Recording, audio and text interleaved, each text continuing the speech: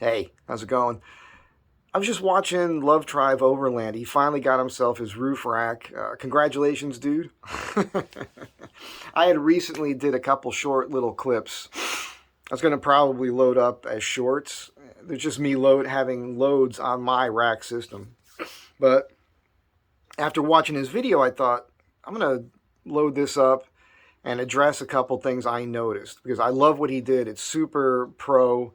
Uh, you got aftermarket extruded aluminum rack. I forget the company name, but you'll see it. You should go. I'll try to remember to put a link to his video in this one when I load that up. But they mounted his system very similar to the way I did mine. What they told him and what he was repeating in his video, I think, is it's a little off there. I think you are smarter mounting your mounting points on the roof still above where the cross members are, but you're not going to mount them. You're not going to mount those things to the cross members themselves. You're still just mounting to the sheet metal. But at least if it's over the cross members, you have the ability to shim with like a high density foam like I did between the cross member and the bracket.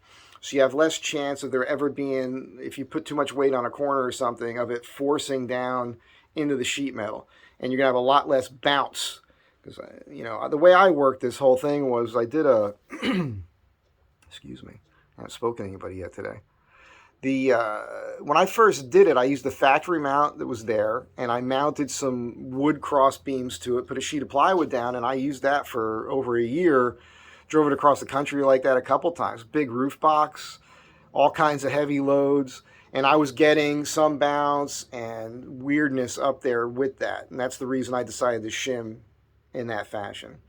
And the other thing, again, I'm not criticizing his system. I'm just pointing out things I noticed about design. It seems to me like his rack is just a little higher than it needs to be on the roof. This might not bother most people. I'm always nervous about the wind resistance. I tried to keep mine as low profile as possible, figuring, and I was correct because I haven't had any issues with it, that the air being deflected off the windshield would be lifted up over the rack itself. I always get nervous. Well, I'm not nervous, but when I see other people with racks on their cars or mainly vans, they are usually much higher off the roof. And you know that that's just getting a ton of turbulence up there in the air on the highway. So I always recommend a windjammer up front, deflect that. But I love what he did. I just want to also point out, I don't know what he spent on it because it's a pro kit. But when you look at the images, the video he shot, they used extruded aluminum as your cross member piece, your ladder section of the rack. I don't know what they did for the length. They probably did something similar to what I did. I used 2x2 quarter-inch thick aluminum rails, full length of the van. And I considered doing the exact same thing. I think you could build all that for probably less money than what he paid to have somebody else do it. You can buy that extruded aluminum, the exact same stuff, and you can get it at different places at different prices. So look into that if you're going to go that route. The only reason I went with the Unistrut was that it's a lot cheaper than that aluminum extruded stuff. And I knew I was going to put a wood deck over it, so to me it didn't matter as much. But other than that, I think it's bitching. It's super cool.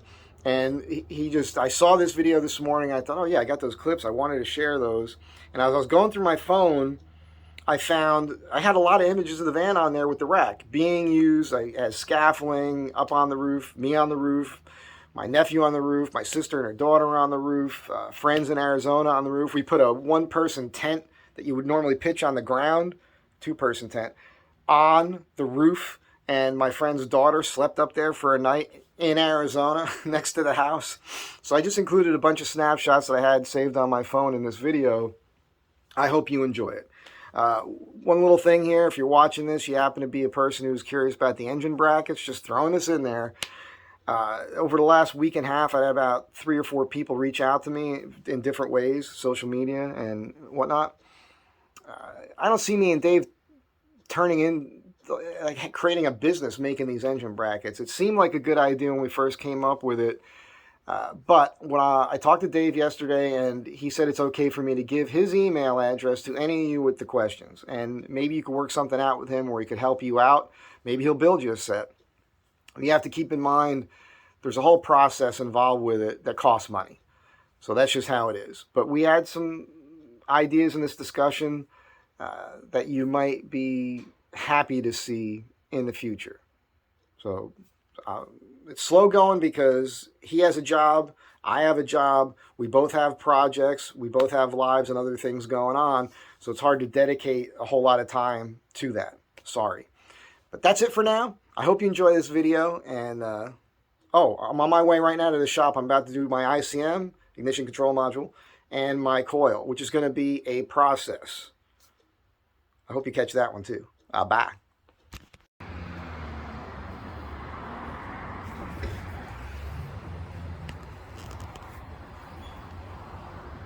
It's just a quick video to show you once again, I use this roof deck all the time for all sorts of things, from a scaffolding to carrying material to just hanging out. But it was not a waste of time or money. Use it all the time.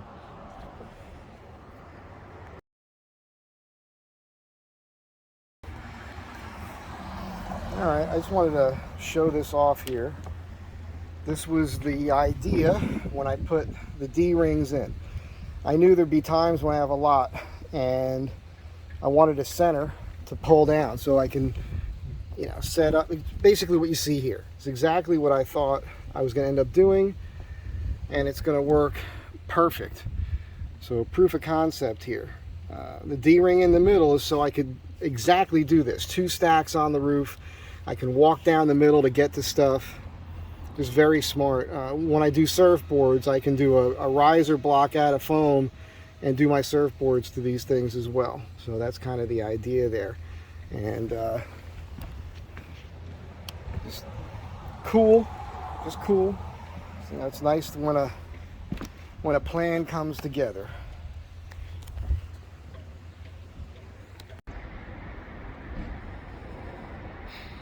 Just showing off how the water beads up on that roof deck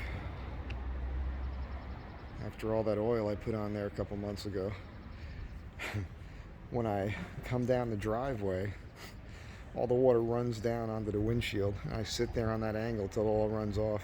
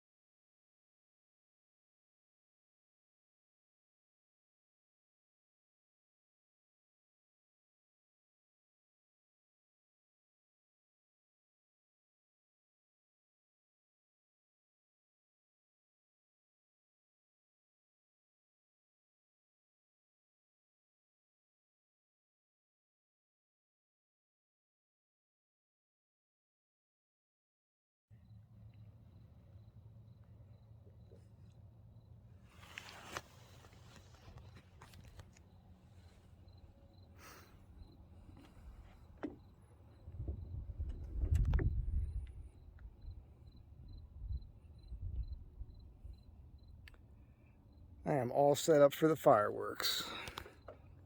It's going to get a little chilly. I can feel it already.